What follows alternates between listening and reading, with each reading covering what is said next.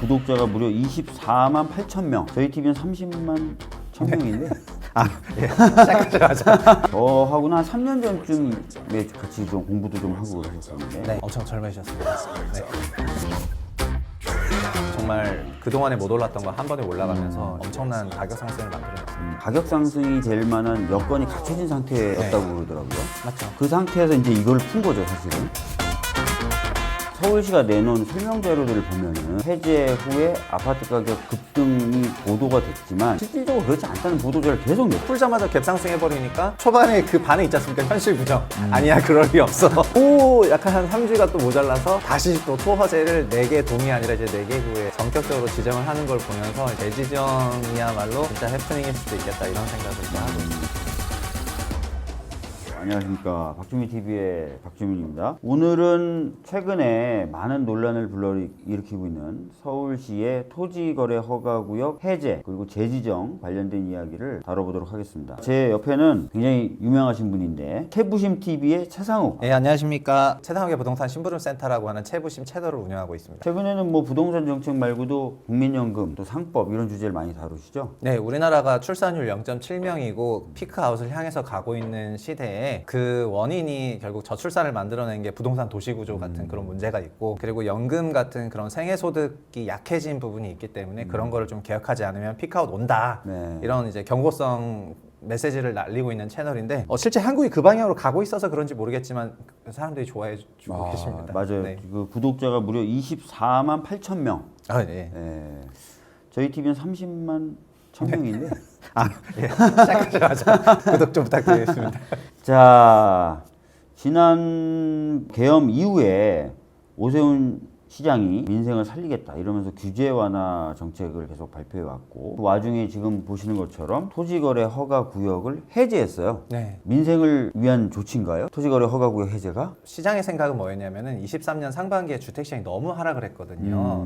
그 금리 상승을 하면서 실거래 지수가 단기간에 20%포인트 내렸고 개별 주택으로는 막 30-40% 내렸기 때문에 그때 23년에 혹시 토어제를 풀지 않을까 이런 생각이 조금 있었습니다. 3년에. 예. 네, 시장이 너무나 약세였기 때문에. 그런데 토어제를 푼 것이 아니고 그때 뭐 보금자리론이랑 막 신생아론 이런 걸 하면서 네. 이제 시장을 좀 받쳤는데 올해 2월에 갑자기 이제 토어제를 좀 푸는 모습이 나와가지고 시장 상황이 그렇게 토어제를 풀 정도로 막 약해진 상황도 아니고 그리고 뭐랄까 이제 딱히 어떤 펀더멘탈한 명분은 없었거든요. 그래서 서울시 그 당시 해제 보도자료도 보면은 토어제를 지정한 게 초기에는 좀 먹혔는데 그 다음에 좀 잘 안 먹히는 것 같다 이러면서 해제를 했습니다. 그래서 그때도 뭔가 좀 정치적인 의도를 가지고 이제 계엄 탄핵 전국을 거치면서 오세훈 서울시장이 갖고 있는 어떤 정치적인 어떤 포지션 때문에 토어제를 해제하는 것이 아닌가 하는 얘기들이 이제 시장에도 많았었거든요.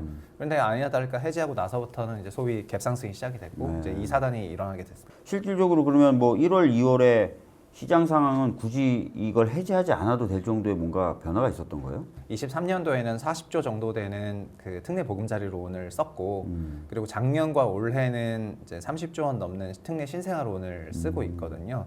그래서 이런 부분 때문에 정부가 시장을 받쳐오기는 했는데 그러면서 자연스럽게 대출이랑 너무 시장이 연관돼서 가기 시작했습니다. 대출 열리면은 시장 세지고 대출 막으면 막히고, 그래서 작년 7, 8월에 자산시장이 한번 올랐다가 감독원에서 가계대출 규제한다 이러면서 9월부터 전격적으로 가계대출을 조이니까 작년 4분기에는 약세장으로 갔다가 올해 다시 대출이 캘린더가 바뀌어가지고 25년 대출이 열리니까 연초부터 주택담보대출 시장이 커지면서 살아나고 있는 그런 상황이었거든요. 그런 상황에서 이제 토어제가 풀렸으니까 이게 굉장히 좀 트리거가 돼가지고 그렇죠. 그동안에 못 올랐던 거 한 번에 올라가면서 이제 엄청난 가격 상승을 만들어냈습니다. 그러니까 대출 문턱이 좀 낮아지고 금리나 이런 부분도 좀 풀리면서 실질적으로 가격 상승이 될 만한 여건이 갖춰진 상태였다고 그러더라고요. 맞죠?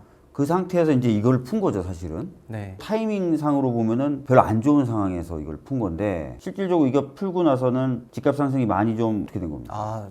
그 주택 가격은 정말 엄청난 상승이 있어서 일단은 물론 이제 지수가 정확한 가격을 의미하지만은 지수는 45일 있다가 나오기 때문에 네. 이 효과를 계량화하는 거는 아마 4월이 넘어야 되는데요. 주간 동향 조사라는 건 이제 호가를 반영하는 것인데 네. 호가 기준으로는 0.05, 0.06 이렇게 소수점 두째짜리 퍼센트 오르다가 지금은 0.5, 0.7 이렇게 소수점 첫째짜리 기준으로 그러니까 호가는 10배가 뜬 거거든요.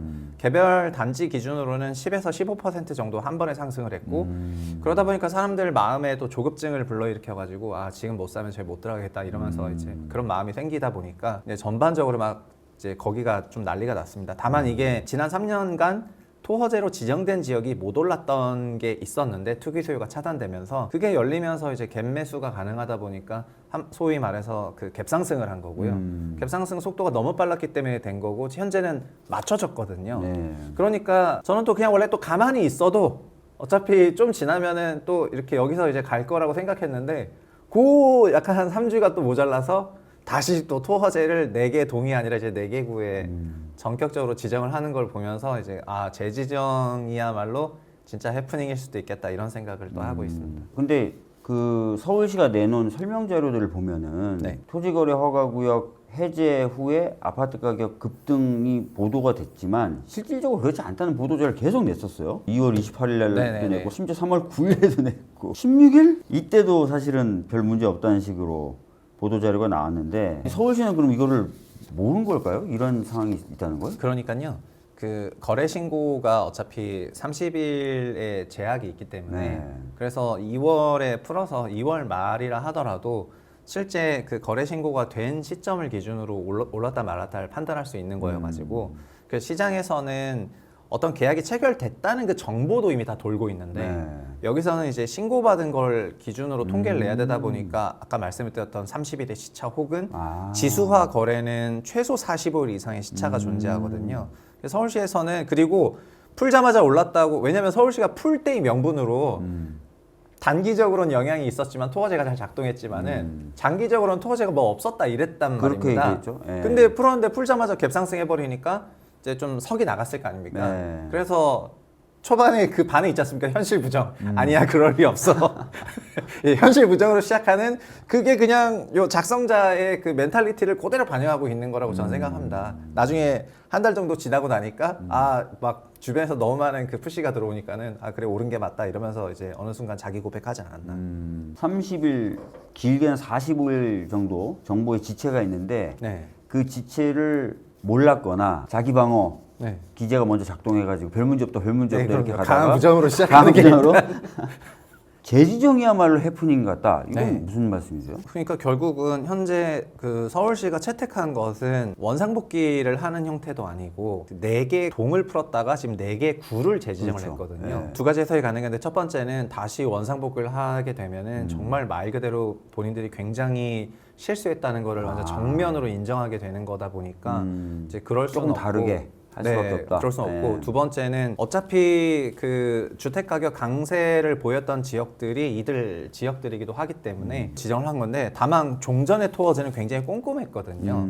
그러니까 개별 단지 형태로 재개발 재건축을 대상으로 한다거나 아니면 뭐 신통 기획을 대상으로 한다거나 투개발 지역에 들어있는 거 중에서는 투개발 지역에서 몇 개 동을 한다거나 하면서 매우 핀셋스러웠는데 핀셋으로 지금은 이제 좀 급해서 그런지 뭐 핀셋이고 뭐 모르겠고 그냥 일단 더 덮자 이래가지고 다 덮였습니다. 그러다 보니까는 개별 나홀로 아파트를 포함해가지고 사실상 거의 많은 사람들이 좀 굉장히 불편을 겪을 수밖에 없는 그런 상황이 된 것 같고 그리고 저는 아까 말씀드렸던 것처럼 가격 추세라는 것도 단기간에 갭상승을 했다면은 그 이후부터는 자연스럽게 시장 상황에 따라서 흘러가는 거라고 보여지는데 그 갭상승을 하고 나서도 또 막 이렇게 막 이제 랠리를 했어야 되는데 이러고 나서 지금 약간 좀 쉬어가는 구간이었던 것 같거든요. 그래서 그냥 한 달 정도 기다리면은 어느 정도 토어제를 다시 재지정 안 했어도 되는 것 같은데 지금 막 급하니까 이제 좀 막 나온 것이 아닌가. 그래서 그냥 6개월만 지정해서 다행이라고 할 수 있지만은 뭐 거꾸로 말하면 6개월 동안 엄청난 불편을 그 4개 구가 다 받아야 되는 거다 보니까 그리고 이건 또 다른 왜곡을 만들어낼 수가 있습니다. 그렇겠죠. 그 사이에 다른 쪽으로 가야 된다고 생각한다거나 하는 등등 이제 예상하지 못했던 그런 부작용이 많을 것 같습니다. 급해서 그런지 그냥 통으로 다 덮어버린 셈이 돼서 갑자기 나는 왜 이렇게 하시는 분이 많다는 거예요. 불편을 하시는 토로하시는 분이 제 주변에도 너무 많아져가지고 뭐 그러니까 원래 저기 집을 진짜 실수요로 구매하시려고 했던 분들이나 네. 아니면은 뭔가 자산을 처분하려고 하셨던 분들 갑자기 돌맞은 거죠. 네. 예. 왜? 이러면서. 그리고 사실 주택시장 과열은 보통 대단지 위주로 생기는데 그래서 토어제를 지정하고 할 때는 재개발 재건축도 그렇지만 대단지 위주로 했거나 아니면 서울시가 전략적으로 밀어줬던 게 신통기획이다 보니까 맞아요. 신통기획지 위주로만 했거든요. 나홀로 아파트 단지는 사실 그런 것도 없었어요. 근데 네. 이번에 뭐 덤태기를 맞은 거죠. 어쨌든 저가 좀 걱정하는 거는 그냥 토어제가 6개월 만에 끝날지 아니면 더 지정될지는 이제 더 지켜보긴 해야 되겠지만 이로 인해 가지고 또다시 어떤 시장에 시장이 과열되면 또 토어제 지정 받는구나라는 그런 이제 그 선례를 남길까봐 그런 게 되게 안타까운 것 같습니다. 원래 시장에서 거래의 경우에는 시장 가격이 그냥 상승도 할 수 있고 하락도 할 수 있는 거고 뭐 그런 부분을 받아들이면서 이제 시장 안정화를 점점 만들어야 되는데 그냥 너무 극단적인 정책으로만 가는 것 같아가지고 그래서 지금 서울시장에 좀 아쉬움이 많고요. 다음 서울시장 누구 될지 모르겠지만 토어제 남발은 좀 안 하셨으면 좋겠다. 약간 이런 말씀.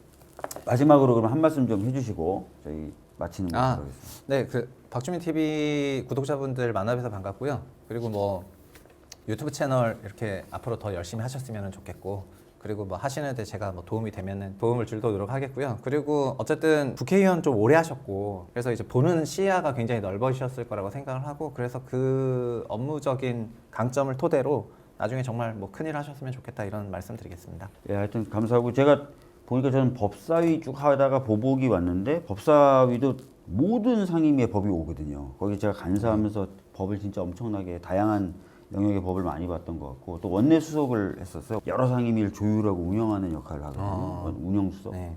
그거 하면서도 공부를 많이 했고 보건복지와 같더니 또 여기도 엄청나게 공부할 게 많더라고요. 네, 그럼요. 하여튼 말씀하신 대로 저도 열심히 공부하고 열심히 하도록 하겠습니다. 네. 오늘 나와주셔서 감사하고요. 네. 우리 인사하면서 마치는 걸로 하죠. 네. 감사합니다.